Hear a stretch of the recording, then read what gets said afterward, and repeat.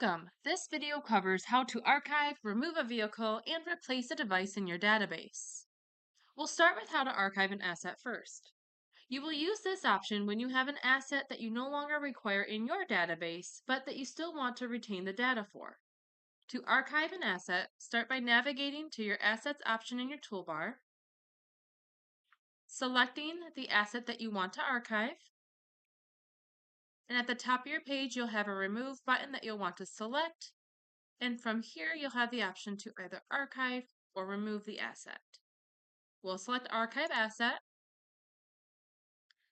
and you'll notice that any archive vehicles should automatically disappear from your active vehicles list.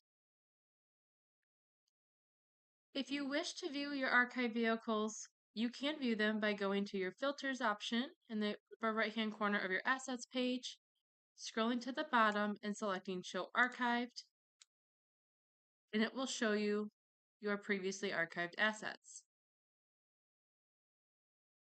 You can also still pull the data from any archive vehicles when you are running reports simply by selecting the Include Archive Vehicles option when setting up your report. If you do not wish to keep the data on an asset that you are no longer tracking, then you can remove it. To remove an asset, click on the vehicle from your asset page. At the top of the page, you'll click Remove, and then you will click the Remove Asset option. This will completely remove the vehicle from your database, and all associated data with it will no longer be able to be retrieved. If you try to remove an asset with HOS logs attached, the system will give you an error. You will first need to purge those logs or choose to just archive the asset instead.